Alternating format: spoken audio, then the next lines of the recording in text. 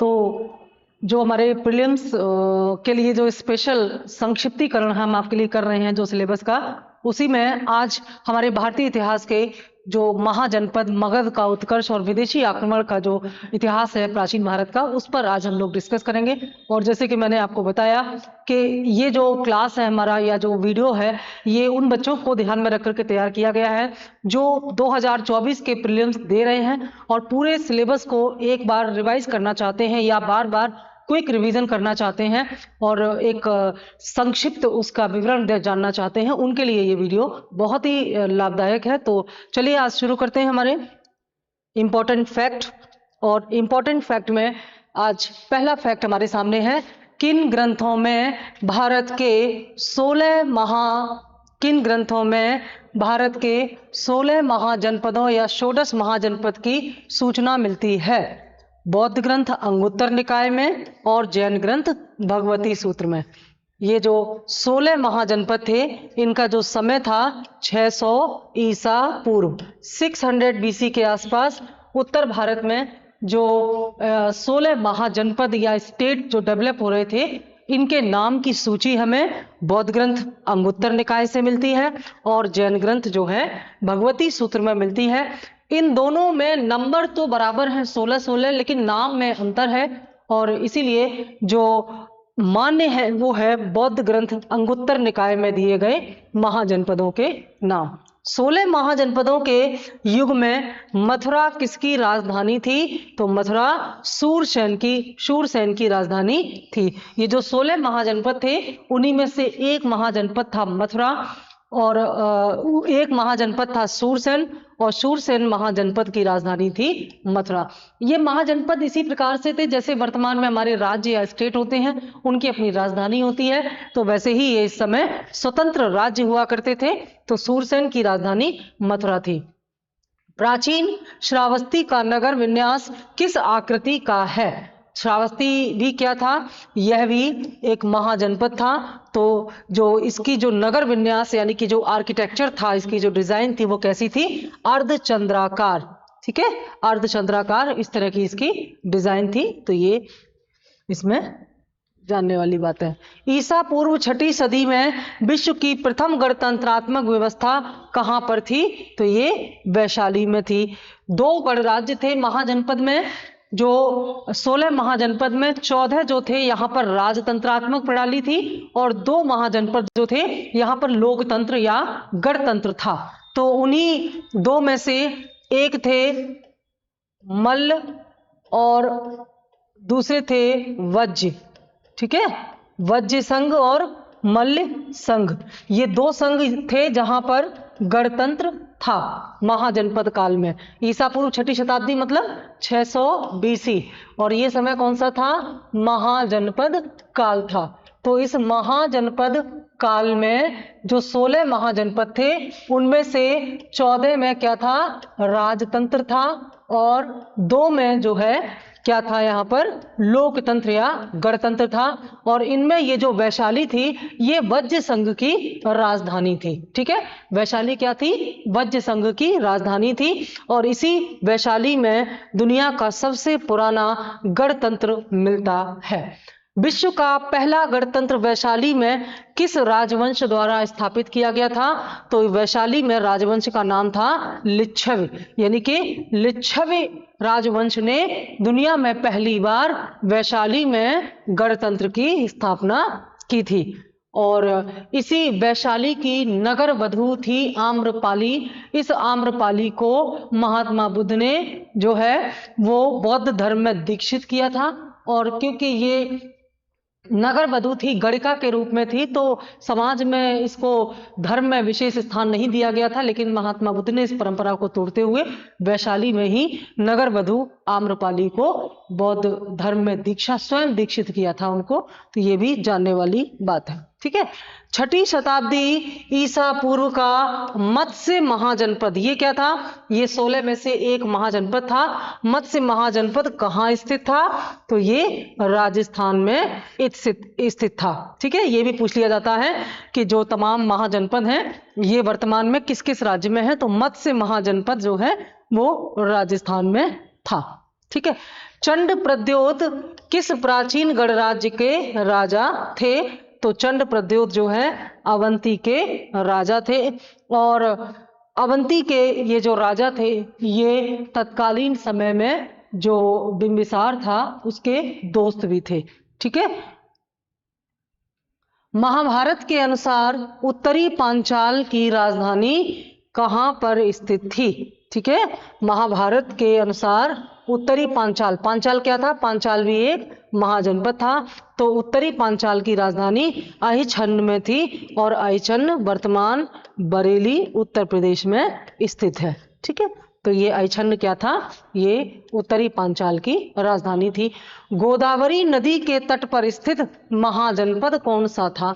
ये जो गोदावरी के तट पर स्थित जनपद था ये था अशमक, और ये पड़ता है वर्तमान महाराष्ट्र में। ठीक है। और जितने भी ये जो 16 महाजनपद थे उनमें सबसे दक्षिण में स्थापित था ये। ठीक है। तो सबसे दक्षिण में स्थापित महाजनपद कौन सा है? अशमक महाजनपद। ये भी पूछा जाता है।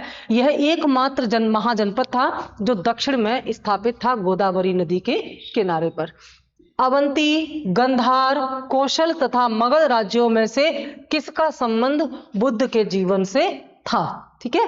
अवंती, गंधार, कौशल तथा मगध में से इनमें से किसका संबंध बुद्ध के जीवन से था? तो वो था कौशल और मगध। ठीक है। तो मगध में जो गया है वहां पर इनको बोध गया में ज्ञान की प्राप्ति हुई, और कौशल में इन्होंने अपने दर्शन या बुद्ध के धर्म जो बुद्ध धर्म है उसका प्रचार प्रसार किया था। ठीक है। ईसा पूर्व 6ठी शताब्दी के आरंभ में भारत का सर्वाधिक शक्तिशाली राज्य कौन सा था? ये जो 16 महाजनपद थे इनमें सबसे ज्यादा ताकतवर था मगध, यानी कि मगध साम्राज्य इनमें सबसे ज्यादा ताकतवर हुआ करता था। और इसी मगध साम्राज्य में फिर बाद में पहले राजवंश ने शासन किया जिसका नाम था हर्यंक वंश, यानी कि मगध का पहला वंश था हर्यक वंश, और इसी में बाद में मौर्य वंश की स्थापना हुई। प्रथम मगध साम्राज्य का उत्कर्ष किस शताब्दी में हुआ था? यानी कि मगध में पहला साम्राज्य जो है वो कब स्थापित हुआ? तो वो ईसा पूर्व 6ठी शताब्दी में स्थापित हुआ, और इसका नाम था हर्यक वंश या हर्यंक वंश। ठीक है। और हर्यक वंश का पहला राजा कौन सा था? वो था बिंबिसार।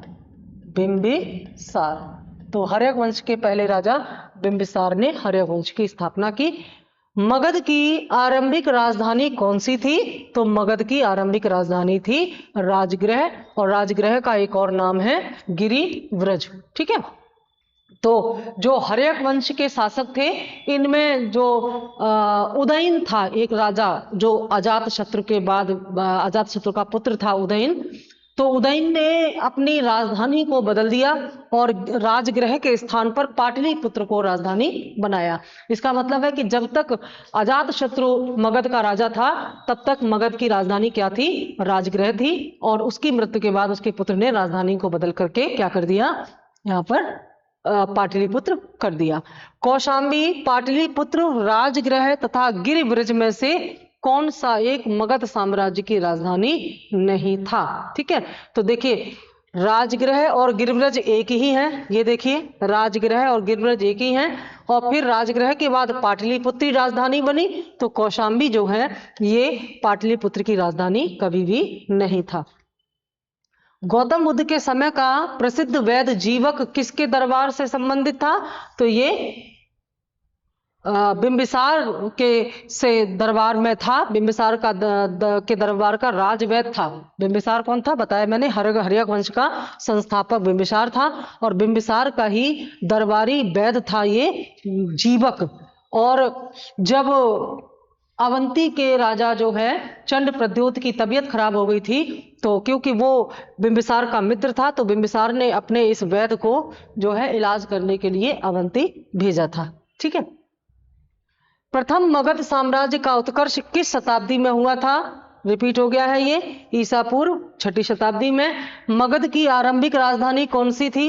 ये पूरा पेज ही रिपीट हो गया है। देखिए राजगृह का राजकीय चिकित्सक जीवक, जिसे गणिका के पुत्र के रूप में जाना जाता था, उसका नाम क्या है? जो जीवक जिसकी हम बात कर रहे थे, जो बिंबिसार का दरबारी वो था, चिकित्सक था या वैद्य था, तो इसकी जो मां है उनका नाम था सलावती या सालवती, और ये एक गणिका हुआ करती थी। ठीक है, तो ये प्रश्न भी आगे पूछ लिया जाता है कि जो जीवक है इसकी माँ कौन थी, तो इसकी माँ एक गणिका थी और उनका नाम था सलावती या सालवती। अजातशत्रु के वंश का नाम क्या था? तो अजातशत्रु के वंश का नाम हर्यंक वंश था। ठीक है, हर्यंक वंश था, और हर्यंक वंश को एक और नाम दिया गया है जिसका पितृहंता वंश, पितृहंता वंश। इसे पितृहंता वंश क्यों कहते हैं? क्योंकि इस वंश के अधिकांश शासक अपने पिता की हत्या करके गद्दी पर बैठे थे। तो अगला फैक्ट इसी से संबंधित है। मगध के किस आरंभिक शासक ने राज्यरोहण के लिए अपने पिता की हत्या की और स्वयं इसी कारणवश अपने पुत्र द्वारा मारा गया? तो वो था अजातशत्रु। अजातशत्रु ने अपने पिता बिंबिसार की हत्या की। इसका पिता कौन था? बिंबिसार। तो अजातशत्रु ने अपने पिता बिंबिसार की हत्या करके गद्दी प्राप्त की, और फिर बाद में अजातशत्रु को इसके पुत्र उदयन ने मार करके गद्दी पर कब्जा किया। इसीलिए इस वंश को क्या कहा गया? पितृहंता वंश भी कहा गया। किसने मगध साम्राज्य में वज्रगढ़ संघ को हरा करके आत्मसात किया था, यानी कि मिला लिया था? तो अजातशत्रु था। ये वज्र क्या था? ये जो 16 महाजनपद थे उनमें जो 2 गणतंत्र थे उनमें से एक है वज्रगढ़ तंत्र, वज्रगढ़ संघ। तो वज्रगढ़ जो है बहुत ही महत्वपूर्ण था, लिच्छवी इसी में थे, और इनको हरा करके मगध साम्राज्य में मिला लिया किसने? अजातशत्रु ने। ठीक है, पाटलिपुत्र नगर का संस्थापक कौन था? तो उदयन। उदयन कौन है? अजातशत्रु का पुत्र है। यहाँ संस्थापक का मतलब है कि इसने पाटलिपुत्र नगर को व्यवस्थित किया और उसे मगध साम्राज्य की राजधानी बनाया। राजा नंद का उल्लेख करने वाला अभिलेखीय प्रमाण कौन सा है? तो वो है खारवेल का हाथी गुम्फा अभिलेख। ठीक है, अब ये देखिए, खारवेल का जो हाथी गुम्फा अभिलेख है, खारवेल कौन था? खारवेल कलिंग का राजा था। कौन सा कलिंग? वही कलिंग जो कि अशोक द्वारा जीता गया था। तो अशोक के साम्राज्य, अशोक के द्वारा कलिंग को हराने और मगध साम्राज्य में मिलाने से पहले भी एक बार कलिंग को नंद राजाओं द्वारा जीत लिया गया था, और यह जानकारी हाथी गुम्फा अभिलेख से मिलती है। तो ये जो खारवेल है उस समय कलिंग का राजा था जब एक नंद राजा ने यहाँ पर कलिंग पर आक्रमण किया, और इस बात का उल्लेख खारवेल अपने हाथी गुम्फा अभिलेख में करता है। हाथी गुम्फा क्या है? हाथी गुम्फा वहां पर केव है, चट्टाने हैं, और वहीं पर यह अभिलेख लिखा हुआ है। तो खारवेल ने इस अभिलेख में यह बताया है कि एक नंद राजा जो है उसने कलिंग पर आक्रमण किया और वह कलिंग से एक जैन प्रतिमा को उठा ले गया था। क्योंकि खारवेल स्वयं भी जैन धर्म का अनुयायी था, तो खारवेल ने बाद में वापस जाकर के नंद राजाओं से इस जैन प्रतिमा को वापस ला करके कलिंग में स्थापित किया था। तो इसका मतलब ये है कि पहले यानी कि अशोक से पहले भी कलिंग एक बार मगध साम्राज्य के नियंत्रण में आया था, लेकिन जब अशोक राजा बना तो कलिंग के स्थानीय महत्व को ध्यान में रखते हुए, आर्थिक महत्व को ध्यान में रखते हुए उसने एक बड़ा युद्ध किया और उसके द्वारा कलिंग को जीता, और इसी कलिंग युद्ध में अशोक का हृदय परिवर्तन भी हुआ था। अभिलेखीय साक्ष्य से प्रकट होता है कि एक नंद राजा के आदेश पर नहर की खुदाई की गई थी। वह स्थान कहाँ है? तो वह कलिंग में है।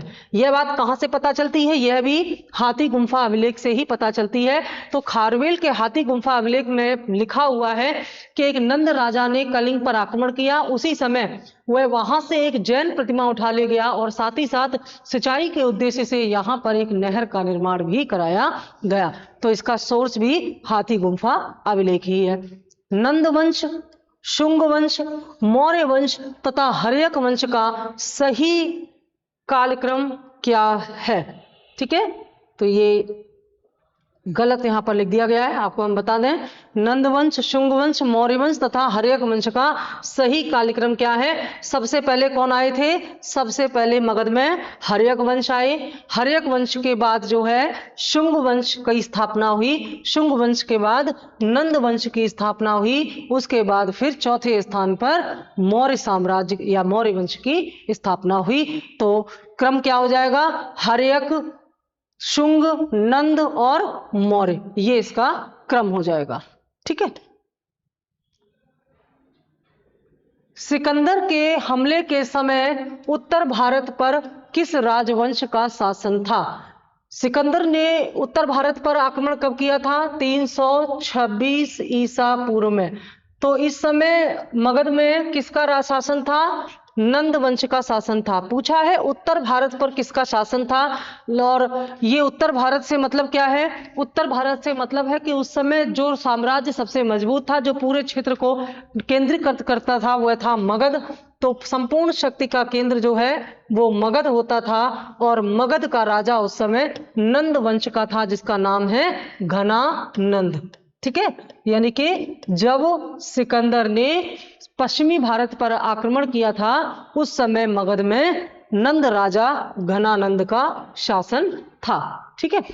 नियार्कस, आने सिक्रिट्स, डायमेकस तथा अरिस्टोबुलस में से कौन सिकंदर के साथ भारत नहीं आया था? तो ध्यान दीजिएगा, ये जो डायमेकस है ये सिकंदर के साथ भारत नहीं आया था।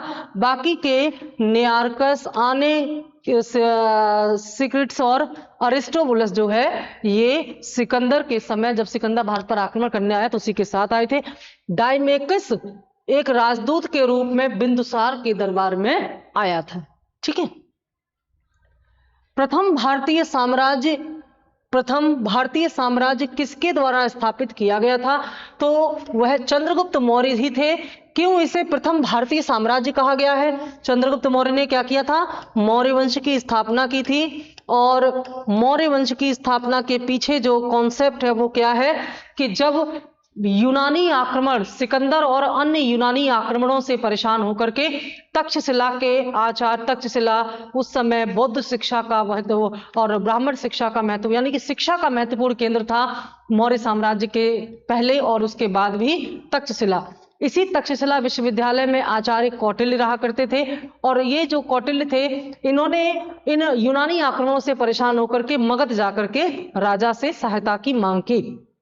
राजा घनानंद ने इनको मना कर दिया और इनको अपमानित कर दिया, तो चाणक्य इससे नाराज हुआ और उसने नंद वंश का समूल नाश करने की सौगंध ली। और इसीलिए बाद में फिर चंद्रगुप्त मौर्य के गुणों को पहचान करके इसको दीक्षित किया, इसको ट्रेंड किया, और उसके बाद चाणक्य की सहायता से ही चंद्रगुप्त मौर्य ने तमाम सीमांत प्रदेशों को जीत करके बाद में मगध पर आक्रमण किया और नंद राजा को हरा करके मगध में मौर्य साम्राज्य की स्थापना की। तो मौर्य साम्राज्य को भारतीय साम्राज्य क्यों कहा गया है, जबकि इससे पहले मगध में और भी वंश स्थापित थे? तो ध्यान रखिएगा कि मौर्यों से पहले मगध में जो भी राजा थे उस सबका वंश था, साम्राज्य किसी का नहीं था। चंद्रगुप्त मौर्य की साम्राज्य की सीमाएं हिंद कुश पहाड़ी और बंगाल तक जाती थी, तो बहुत ही विशाल साम्राज्य चंद्रगुप्त मौर्य का था। सैंड्रोकोटस से चंद्रगुप्त मौर्य की पहचान किसने की है? तो विलियम जोन्स जो है, विलियम जोन्स ने यह बताया कि ये जो सैंड्रोकोटस है, सैंड्रोकोटस यूनानी भाषा में चंद्रगुप्त को कहा गया है, यानी कि जो यूनानी लेखक थे उन्होंने चंद्रगुप्त मौर्य को सैंड्रोकोटस कहा है। तो सैंड्रोकोटस चंद्रगुप्त मौर्य ही है, यह बात सबसे पहले किसने पहचानी? विलियम जोन्स ने। पाटलिपुत्र में स्थित चंद्रगुप्त का महल मुख्यतः किसका बना था? लकड़ी का बना था। तो पाटलिपुत्र का ये जो महल है चंद्रगुप्त का, बड़ा ही बेहतरीन इसका आर्किटेक्चर है, तो यह लकड़ी का बना हुआ था। जल की आवश्यकता को देखते हुए किस प्रथम शासक ने गिरनार क्षेत्र में एक झील का निर्माण कराया था? तो वह चंद्रगुप्त मौर्य ही था। और यह बात कहां से पता चलती है? यह बात पता चलती है रुद्रदामन के जूनागढ़ अभिलेख से। और रुद्रदामन के जूनागढ़ अभिलेख को और क्या कहते हैं? गिरनार अभिलेख, क्योंकि यह गिरनार पहाड़ियों पर स्थित है। और कहां पर है? सौराष्ट्र में। ठीक है, सौराष्ट्र यानी कि गुजरात में स्थित है।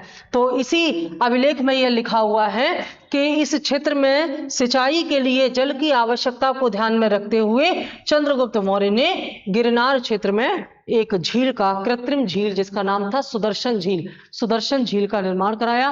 और बाद में अशोक के समय में इसी झील का पुनरुद्धार हुआ और फिर गुप्त राजा चंद्रगुप्त द्वितीय ने भी इस सुदर्शन झील का पुनरुद्धार कराया था। ठीक है, तो ये सुदर्शन झील के बारे में सारी जानकारी हमको कहां से मिलती है?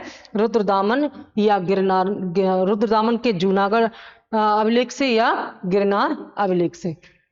कौटिल्य के अर्थशास्त्र में किस पहलू पर प्रकाश पड़ता है? तो कौटिल्य का अर्थशास्त्र राजनीतिक गतिविधियों के बारे में या प्रशासन के बारे में लिखा गया एक महत्वपूर्ण ग्रंथ है। और ये जो अर्थशास्त्र है ये 15 अभिकरणों में विभाजित है। इस अर्थशास्त्र में जो राज्य है उसके 7 अंग बताए गए हैं जिसको हम साप्तांग सिद्धांत कहते हैं। जैसे राजा, अमात्य, जनपद, राजा, अमात्य, जनपद, दुर्ग, 4 हो गए, जनपद, दुर्ग, कोश,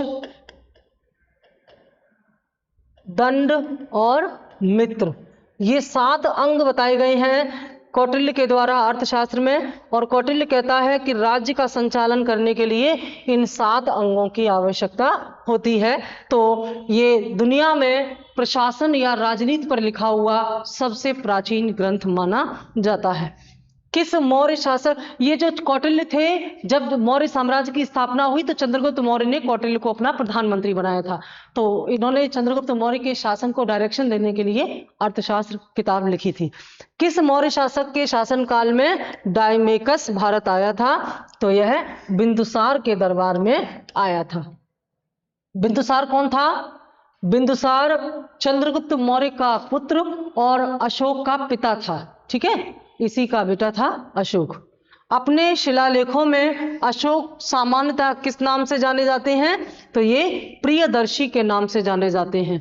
और प्रियदर्शी के अलावा देवा नाम प्रिय, प्रियदर्शी। ठीक है, तो इसके देवा नाम प्रिय, प्रियदर्शी की उपाधि को कई इतिहासकार जो है वो ब्राह्मण धर्म से जोड़ करके देखते हैं। अशोक के धम्म का मूल संदेश क्या था? तो अशोक के धम्म का मूल संदेश था शांति एवं अहिंसा।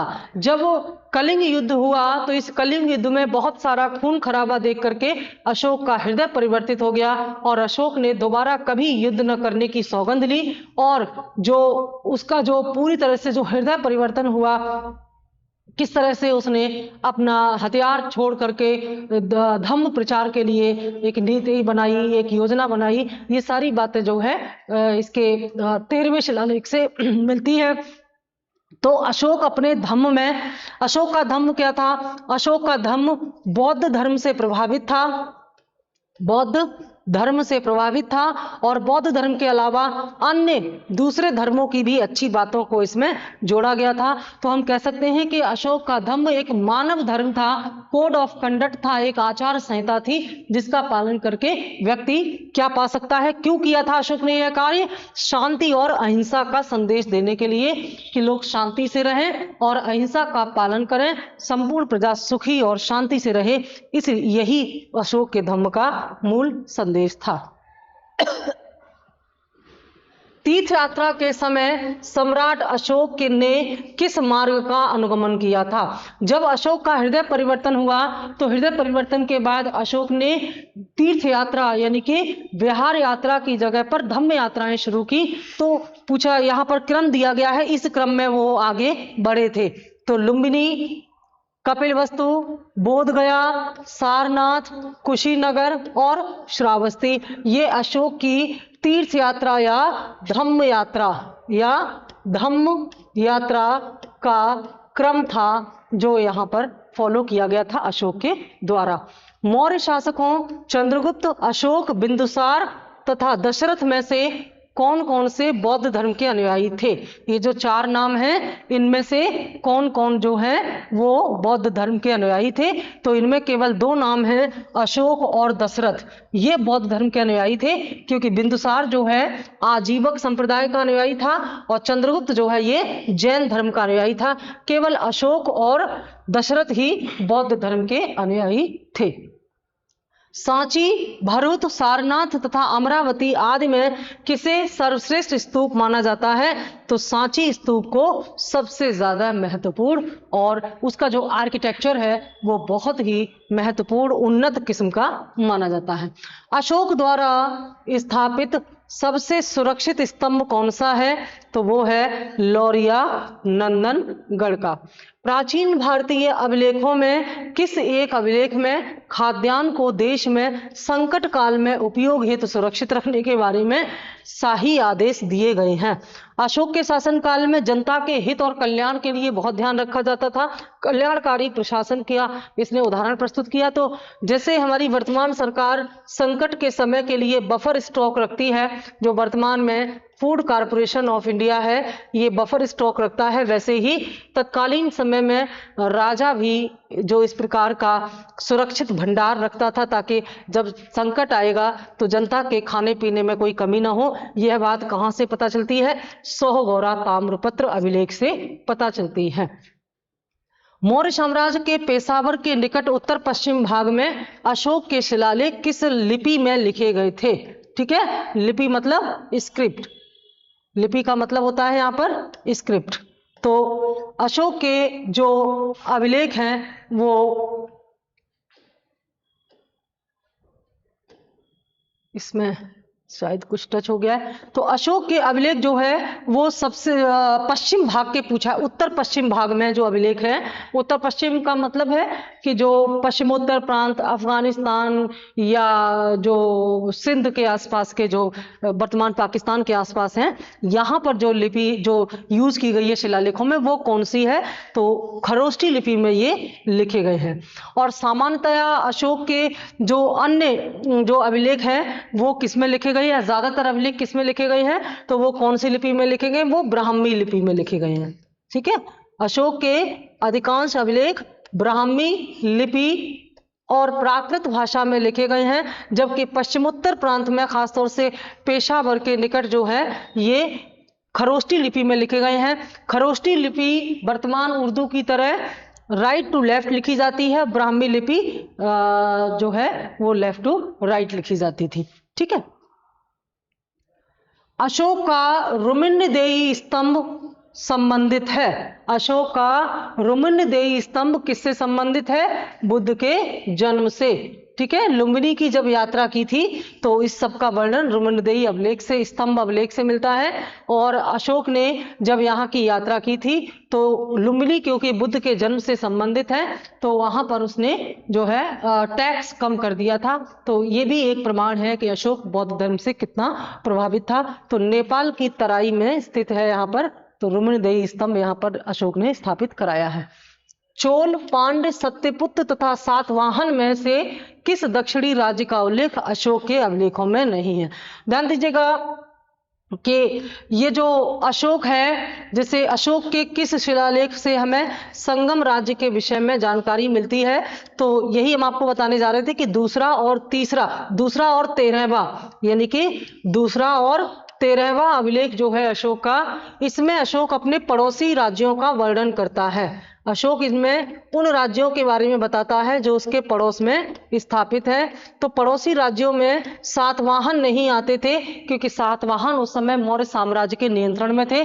बाकी चोल, पांड्य, सत्यपुत्र और केरल पुत्र और अन्य पड़ोसी राज्यों का वर्णन जो है वो दूसरे और तीसरे शिलालेख में या अभिलेख में किया गया है।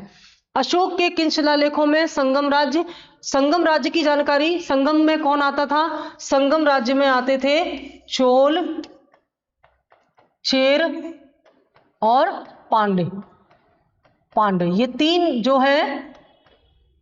ये तीन वंश जो है संगम वंश के नाम से जाने जाते हैं, चोल, चेर पांड्य। इन्हें संगम वंश इसलिए कहा जाता है क्योंकि इनके बारे में संपूर्ण जानकारी हमें संगम साहित्य से मिलती है। और संगम साहित्य क्या है? ये दक्षिण भारत में पांड्य शासकों द्वारा बुलाए गए कवियों का सम्मेलन है। तो पांड्य राजाओं ने कवियों का जो सम्मेलन बुलाया, उसी सम्मेलन को संगम कहा गया। और इसी सम्मेलन में आसपास के जो राज्य थे, चोल, चेर और अन्य, वहां के कवि इकट्ठा होते थे और इन कवियों द्वारा जो साहित्य लिखा गया है उसे संगम साहित्य कहा गया है। इसी संगम साहित्य में हमें दक्षिण भारत की इस समय के बारे में जानकारी मिलती है। इसीलिए इस समय के वहां के जो वंश हैं उन्हें हम संगम वंश कहते हैं, जिनमें 3 आते हैं, चोल, चेर और पांड्य। और संगम दक्षिण भारत में संगम वंश से हमें जो जानकारी मिलती है दक्षिण भारत की, वो 300 BC से लेकर के 300 AD यानी कि लगभग 600 वर्षों तक का जो इतिहास है दक्षिण भारत का, उसकी जानकारी का एकमात्र स्रोत है संगम साहित्य। तो इन्हीं संगम साहित्य में से चोल, चेर आदि के बारे में जो अशोक था उसने अपने 13वें शिलालेख में वर्णन किया है पड़ोसी राज्यों के रूप में।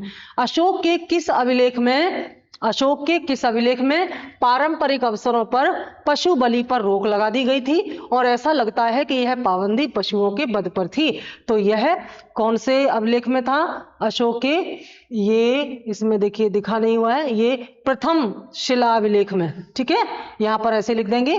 प्रथम शिला अभिलेख में यह बताया गया है कि अशोक ने पशु बल पर रोक लगा दी है, क्योंकि अशोक ने हिंसा का विरोध किया था, चाहे वह पशु हिंसा हो या मानव हिंसा हो, सभी प्रकार की हिंसा का विरोध अशोक करता है। इसीलिए अशोक का हृदय परिवर्तन हुआ और उसने राजा आदेश दिया कि, और यह आदेश किसमें दिया? प्रथम शिलालेख के माध्यम से दिया कि अब राज्य में पशु बलि नहीं की जाएगी। इसका पूरा स्पष्ट उसने लेख द्वारा आदेश दिया है।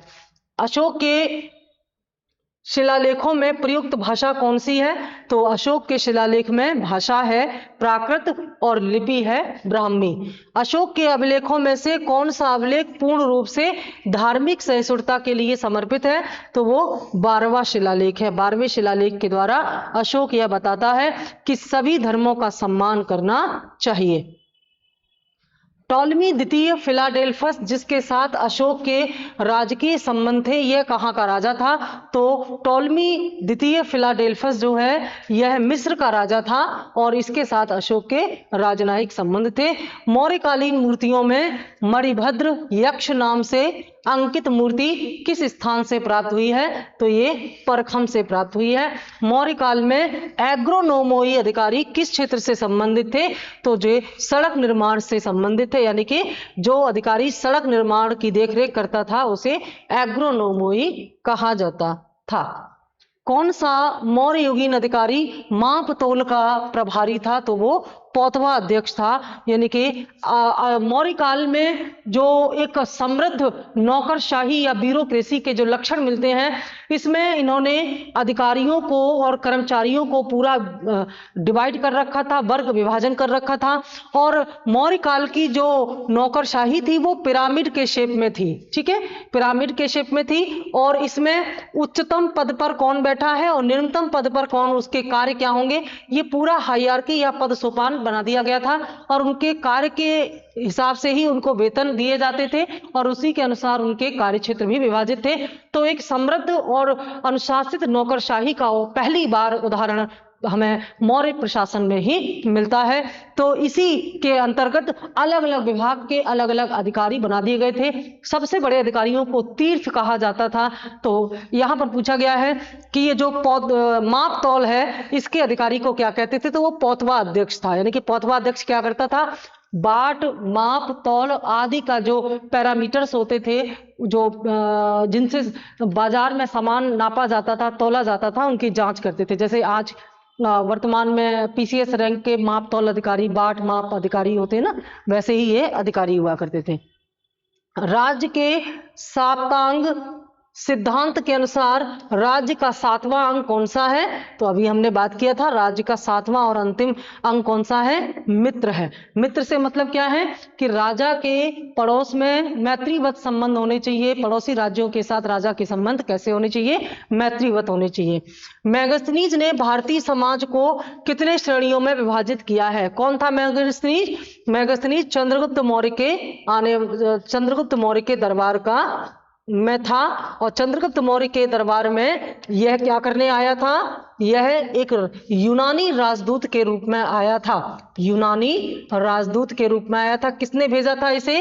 इसे सेल्यूकस ने भेजा था, सेल्यूकस निकेटर। ठीक है, तो सेल्यूकस को जब चंद्रगुप्त मौर्य ने युद्ध में पराजित किया, सेल्यूकस कौन था? यह एक यूनानी सेनापति था जो कि सिकंदर द्वारा भारत में जीते गए प्रदेशों को पुनः प्राप्त करके यहाँ पर स्थापित हो रहा था। चंद्रगुप्त मौर्य ने इसे अपने लिए खतरा माना और फिर चंद्रगुप्त मौर्य ने सेल्यूकस निकेटर को युद्ध में पराजित किया और उसके बाद दोनों के बीच में संधि हुई, और इस संधि के अनुसार चंद्रगुप्त मौर्य का विवाह सेल्यूकस की पुत्री हेलेना के साथ कर दिया गया, और यह भारत का पहला अंतरराष्ट्रीय विवाह था। ठीक है, और साथ ही साथ जो सेल्यूकस था, इसने अपना एक राजदूत जिसका नाम मैगस्थनीज था, उसे चंद्रगुप्त मौर्य के दरबार में भेजा था। इसी मैगस्थनीज ने चंद्रगुप्त मौर्य के दरबार में जब रहा तो वहां के सिस्टम को समझा और इन सब बातों को उसने अपनी पुस्तक इंडिका में लिखा। बाद में इंडिका, तो इंडिका क्या है? मैगस्थनीज की पुस्तक का लेख का नाम है। ठीक है, तो इसी इंडिका में मैगस्थनीज बताता है कि भारत का जो समाज है वह 7 भागों में विभाजित है। तो इस तरह से सामाजिक वर्गीकरण किया है, और मैगस्थनीज भारत के तत्कालीन समय में जो सिस्टम था उसके बारे में बहुत विस्तार से बताता है। तो 7 श्रेणियों की बात करता है समाज की। इसने वर्ण व्यवस्था का उस प्रकार से व्याख्या नहीं की जैसे कि समाज में उस समय दिखाई देता था। ठीक है, मौर्य काल में शिक्षा का प्रसिद्ध केंद्र कौन सा था? तक्षशिला। तक्षशिला क्या था? जो गांधार है वहां पर गांधार की राजधानी था। ठीक है, गांधार जो 16 महाजनपद हैं उनमें से एक था, तो उसकी राजधानी तक्षशिला थी, और इसी तक्षशिला में जो विश्वविद्यालय था वहां के आचार्य थे चाणक्य। ठीक है, तो ये मौर्य काल में शिक्षा का विश्व प्रसिद्ध केंद्र था। मौर्य काल में सीता से क्या तात्पर्य था? तो जो राजकीय भूमि होती थी उससे जो आय मिलती थी उसे सीता कहा जाता था, और इस जमीन से प्राप्त होने वाले राजस्व की देखभाल करने वाले को सीता अध्यक्ष कहा जाता था। जैसे कुछ जमीन ऐसी थी जो सीधे राज्य या सरकार के या राजा के नियंत्रण में आती थी, तो उससे जो इनकम होती थी, जो टैक्स वसूला जाता था, उसे सीता कहा जाता था। प्राचीन भारत में सिंचाई कर को क्या कहते थे? विदक भागम कहते थे। ठीक है, प्राचीन भारत में सिंचाई कर को विदक भागम कहते थे, और ये कहाँ लगता था? मौर्य काल में लगता था। मौर्य काल में प्रणयम क्या था? तो मौर्य काल में प्रणयम एक आपातकालीन कर था। जैसे जब राज्य पर कोई संकट आता तो अतिरिक्त धन की वसूली करने के लिए सरकार या राजा क्या करते थे? वो एक टैक्स लगाया करते थे ताकि अतिरिक्त पैसे की वसूली करके राज्य का काम पूरा किया जा सके, तो उस एक्स्ट्रा टैक्स को प्रणयम कहा जाता था। मौर्य मंत्र परिषद में कौन राजस्व एकत्रित करने से संबंधित था? तो ये समाहर्ता है, जो कि मौर्य मंत्री परिषद का एक महत्वपूर्ण सदस्य या मंत्री हुआ करता था, और यह मौर्य साम्राज्य में राजस्व एकत्रित करता था। तो ये थी आपकी महत्वपूर्ण फैक्ट, और जैसे कि मैंने आपको बताया कि इसके द्वारा आप अपने पूरे जो सिलेबस है आपका, क्योंकि प्रीलिम्स अब बहुत दूर नहीं है, सारे प्रीलिम्स जो है अपडेट आती जाएगी बैक टू बैक, और आपके ये जो मई, जून, जुलाई या हो सकता है अप्रैल से ही स्टार्ट हो जाए कुछ प्रीलिम्स तो हैं, तो जितने भी प्रीलिम्स आगे आप देने वाले हैं उन सब के लिए ये बहुत काम आएंगे। एक तरफ हम आपको प्रैक्टिस सेट भी दे रहे हैं, दूसरी तरफ आपको पूरे सिलेबस की जो सबसे ज्यादा इंपॉर्टेंट मुख्य तथ्य हैं उनको एक साथ ला करके यहाँ आपके साथ हम डिस्कस भी कर रहे हैं, और ऐसा हर एक विषय में होगा। अभी जो इंडियन पॉलिटी और इंडियन हिस्ट्री में ये शुरू किया गया है, जल्दी ही इकोनॉमी और दूसरे सब्जेक्ट में भी किया जाएगा, तो इसको पढ़िए। और केवल एक एग्जाम के लिए नहीं, ये वनडे टाइप के जितने भी एग्जाम हैं उनके अलावा प्रीलिम्स में, और सारे प्रीलिम्स जो भी आप देंगे एमसीक्यू टाइप के, सबके लिए ये उतना ही आपके लिए लाभदायक होगा। Thank you.